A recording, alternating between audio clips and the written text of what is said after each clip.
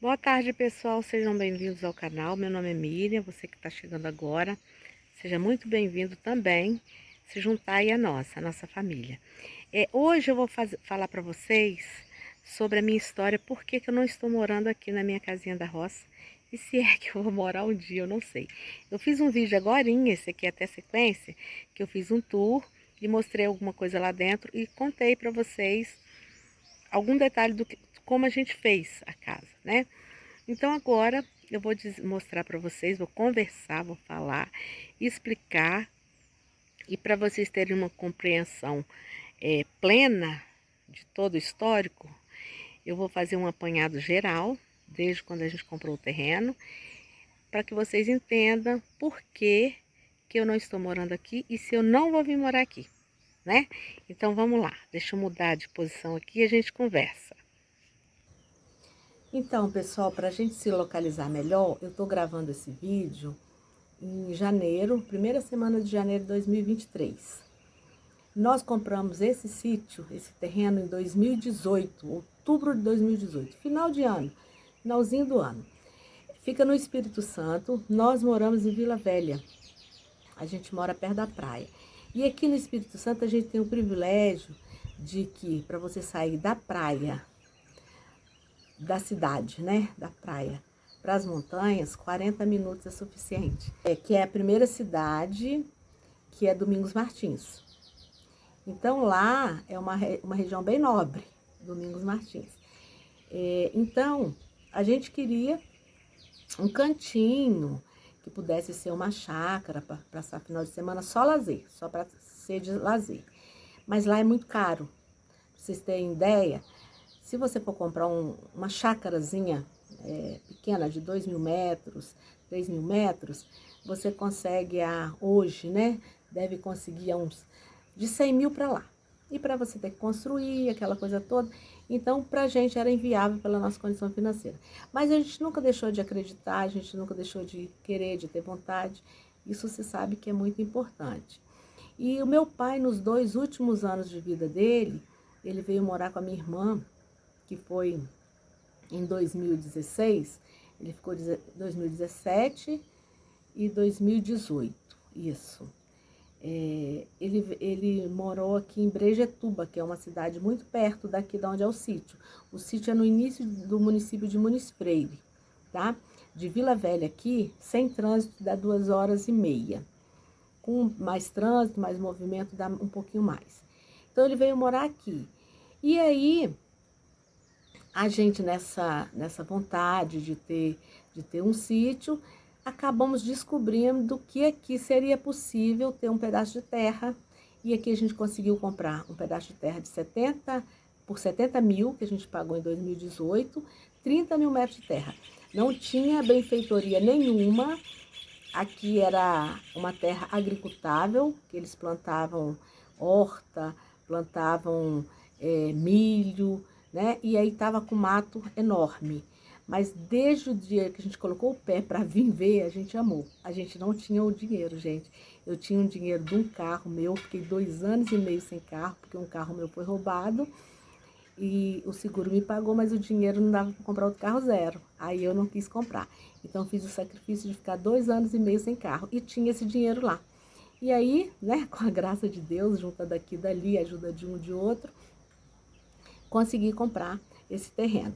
E aí nós imaginamos, né, já que é 30 mil metros de terra, a gente vai fazer alguma produção para que o sítio seja rentável, né, que ele não tire dinheiro nosso, seja um lazer, com certeza, mas que não tire dinheiro nosso, até porque a gente não tem, já não é mais novinho, não tem muita força de trabalho, né? Então estava tudo bem. Com os materiais que meu marido levantava lá, e é um complemento aqui e ali, porque ele trabalha em construção civil, então ele conseguia madeira, janela, a gente foi trazendo e fazendo a casa. Então, gente, tive que interromper, como eu estava fazendo, a gente trazia e ia fazendo a casa. Ele mesmo faz, mexe com obra, né? Então, várias vezes, assim, no início a gente precisou de pagar algumas pessoas para ajudar, para dar um adianto, porque não tinha onde ficar aqui, né? Ficou na vizinha ali a primeira vez, uns 3, 4 dias, e logo a gente levantou as paredes, cobriu, e aí a gente conseguia pelo menos ficar livre do sol, ficar protegido do sol. Então, por muitas vezes a gente vinha aos domingos, saía de lá domingo cedinho, trazia marmitinha e ficava aqui o dia todo trabalhando, tanto na casa quanto no jardim, e voltava no final da tarde. Foram muitos domingos assim, tá? E com aquela ideia de que é maravilhoso aqui, a gente vai vir morar aqui. Vamos organizar nossa vida na cidade e vir morar aqui. Então, no nosso desejo é que logo que a gente fizesse a casinha, a gente viria morar. Na verdade, a gente queria fazer 2 cômodozinhos e fazer uma casa boa depois no meio.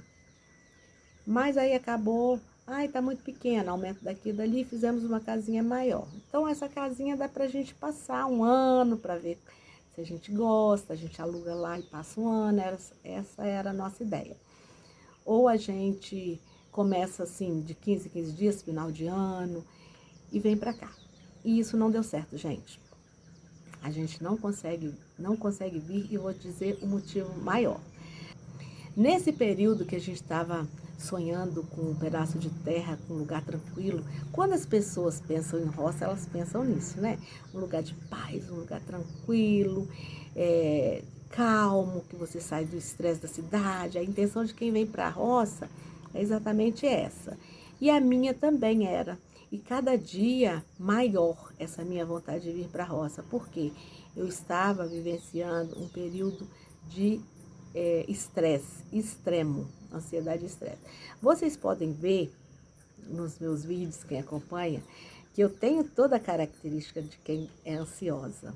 Às vezes eu começo a falar uma coisa e eu não concluo. Pode prestar atenção nos meus vídeos. Isso é bem característico de quem é ansioso. Parece que a minha mente, a minha atividade mental, ela é muito à frente, muito mais acelerada que a minha capacidade de articular, organizar o pensamento para transformar em fala. Então, às vezes, quando eu tenho tempo de ver os meus vídeos, eu falo assim, gente, eu comecei a falar uma coisa e mudei para outra. Eu concluí só no meu pensamento e não verbalizei. Podem prestar atenção, isso é característica de quem é ansioso. E eu sei que tem muitas pessoas como eu que vai se identificar. Muita gente que vai se identificar aí comigo. E aí, gente, toda hora tem que interromper, porque eu estou tentando ser mais organizada possível. E toda hora tem o pessoal trabalhando ali em cima. Então, gente, em 2019, em novembro de 2019, eu vivi uma crise de estresse e ansiedade. Foi aquele máximo que a pressão subiu, me descontrolei todinha. Até então, porque quando você vai entrando nesse ciclo, você não percebe. A rotina do dia a dia, mudança de vida, tem todo um histórico de vida que a gente vai acumulando para chegar nisso. Mas não é que é imperceptível, mas a demanda do dia a dia não vai deixando você se priorizar, se observar e se cuidar, até que explode. Pressão aumentou, tive uma crise de dor, fui ver, era estresse. Comecei tratamento com médico especializado, tomando remédio para dormir, né? Encerrei tem pouco tempo. Na verdade, eu nem deveria ter encerrado totalmente, mas por uma outra necessidade, que foi o acidente do meu marido, eu tive que antecipar, concluir aí o meu tratamento um pouco antes do prazo. Mas aí, então, para mim era um sonho realizado poder vir para aqui. E o que aconteceu? Aconteceu que, enquanto a gente estava construindo a casa, se vocês não sabem, eu tenho um filho, hoje ele tem 9 anos e ele é autista. Enquanto a gente estava construindo a casa e que a gente vinha aos domingos, ele vinha junto. A gente trazia, ele passava o dia todo aqui, ele brincava, subia e descia nesses barrancos, tinha muita terra mexida aqui, mexia com brita, passava o dia todo com a gente numa boa. Depois que a casa ficou prontinha, que a gente podia vir para ficar de um dia para o outro, eu falo que ele se tornou urbano demais. Ele não quis mais. Hoje tá difícil, tem a minha irmã que fica com ele, Então, e que me ajudou a cuidar dele quando ele era pequeno, até os 3 anos, então ele tem um vínculo muito estreito com ela. Ela é a única pessoa que consegue ficar com ele. E ele gosta de ficar lá em casa, lá no apartamento. Ele não tem aceitado mais vir para cá. Isso a gente faz de tudo. E ele faz de forma muito incisiva e consciente, que ele não quer vir. Aqui, claro que não tem assim muitas crianças em volta, não tem uma área de lazer, não tem uma internet boa, eu tenho que ir lá no vizinho para pegar a internet. E a nossa casa na cidade tem todo o conforto. E as características dele, a característica do autista, né, gente, que vocês sabem que tem uns comportamentos muito rígidos, e eles vão mudando de comportamento, mas normalmente é muito difícil você fazer alguma interferência, algum ajuste no comportamento deles, na definição deles. Então, vira e mexe, a gente tenta trazer, tenta chamar minha irmã para vir junto, conversa com ele para vir, mas ele entra até em crise de choro, grita que não quer vir. E aí, como que se faz? Outra situação, ele faz atendimento com psicólogo, com fono e agora com terapeuta ocupacional, né? Ele está com 9 anos, ele é uma criança, já apareceu algumas vezes nos vídeos comigo, é um autista verbal, ele tem uma capacidade cognitiva muito boa de compreensão também, só tem dificuldade na socialização, na interação social, na verdade. Ele é muito sociável, gosta de estar entre pessoas, mas não estabelece os vínculos como a gente formalmente conhece, né? E não aceita, não tem aceitado. Então, durante a semana, o que acontece? Eu tenho toda uma demanda com ele, de horário de escola, de manhã horário de escola, e à tarde tem as terapias. E lá ele gosta de ir no supermercado, tem 3 supermercados perto, ele gosta de ir nos parquinhos, tem 2 parquinhos perto. Agora no verão vai na piscina, gosta de ir na piscina, fica um tempinho lá. Então, eu acredito que é uma fase que eu não sei quanto tempo vai durar. A verdade é essa. E aí a gente teve que mudar os planos. Até para a gente vir aqui, a gente consegue vir e ficar 2 dias, que é o tempo que ele fica bem lá com ela. E por causa dessa nossa demanda, dessa nossa rotina. Então, aquela primeira ideia de organizar a vida, vai estudar na escola aqui perto, vamos ver se na cidade mais próxima a gente acha atendimento, porque eu imaginei tudo isso. Não está sendo possível, gente. Então, assim, eu não quero um enfrentamento com a vida, porque eu acho que as coisas, a gente planeja as coisas, mas se elas não saem como a gente planejou, a gente tem que repensar. Então, por enquanto, por mais que eu queira vir morar aqui, a gente não consegue. E vir passar alguns dias aqui, a gente não consegue. São poucos dias que a gente passa aqui. Então, por isso que eu faço aqueles vídeos corridos, cuido do meu jardim muito rapidamente e tô voltando para casa, porque lá eu que resolvo tudo e é muita coisa para eu resolver. Então, eu vou tentar... a gente ajusta as velas, né?